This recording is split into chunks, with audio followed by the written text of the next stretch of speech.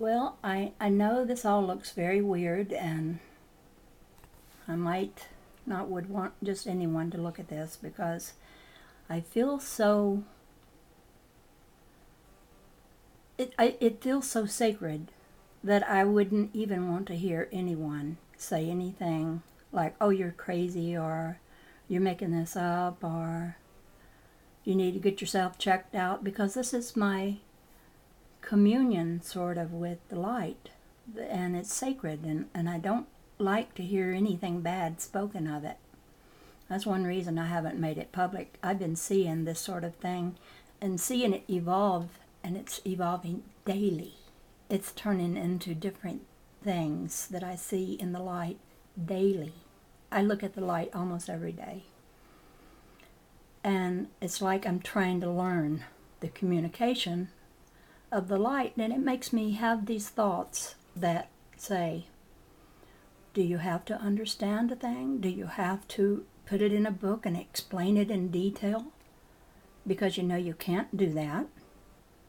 But I have that need, and I think, well, is it just my ego that I want to show people what I see, and do I want to use it to make something marvelous?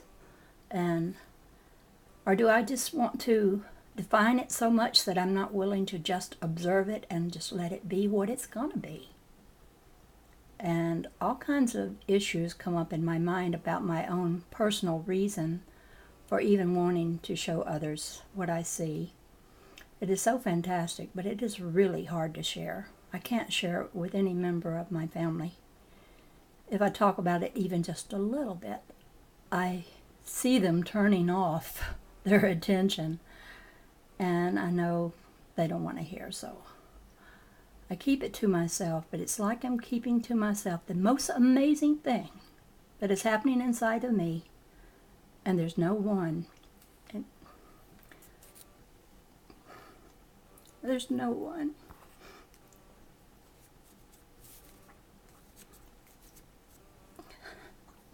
that I can talk to about it.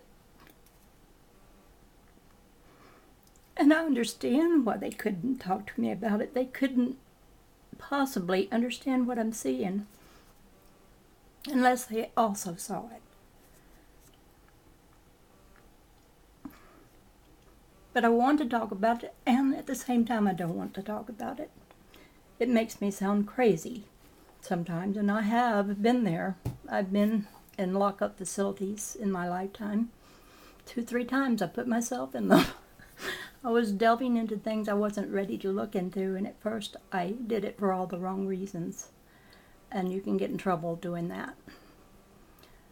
But I still pursued trying to understand and know God and consciousness, and to study books that were written by people who knew way more than me. That's why I read so many of those books, by those kind of authors who have seen the light. Like, for instance, Walter Russell.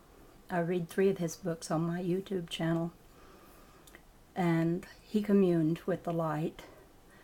And I'm kind of excited because, you know, the sun is really acting up now. It's doing something that people who study astronomy and that are looking at the sun, they're pretty amazed at some of the things it's doing. And I'm thinking, wow, the sun makes a light, which is the same kind of light that I see all this in, that is from the light in my room.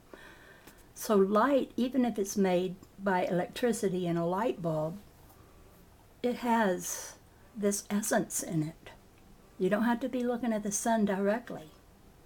You can, but all of this is harder to see for me outside because the sun, I see it late in the afternoon, and it flickers, clouds move in front of it, so the picture of what I'm seeing in the light's always constantly in a state of it's in and out, it's there and it's not there, because the sun will move, the clouds will move in front of the sun. But when I look at my little light, my little pink light that I keep in my room, and I can turn it in any direction, and I lay in bed sometimes with this light on, looking at the light, and it's like I'm watching fireworks that just stay in the air. They don't just go out. The light just sprinkles up into the air in my room, and I don't even see what's in the background. I just see this light, because at night it's dark in my room. And I see all this light coming up, and some strands of it moving toward me. And it fascinates me, perplexes me. It makes me have so many different kinds of feelings that are all jumbled up there, that sometimes it's frustrating. But I wouldn't give it up for nothing. I wouldn't not want to have this experience. And I've been seeing this for quite a while. I don't know what it is, but I will continue drawing pictures and seeing if I can get better at portraying some of what this light does. And I'm going to continue with my little wire sculpture that I'm making. Make all kinds of things, sacred geometry. I'll show you. I have a little time left here, so I'll show you some structures I've made that I have on my shelf in my room. I made this as the vector equilibrium, which that's an important shape. If you read what Buckminster Fuller said about the vector equilibrium, it's pretty interesting. I'm always making that shape. Here's something I made. Inside all of these platonic solids, you know, this is the octahedron. It's just full of vector equilibriums inside there. Every nodule in there is the center of a vector equilibrium. And one vector equilibrium center has vectors that shoot off from it that are part of those that are around it.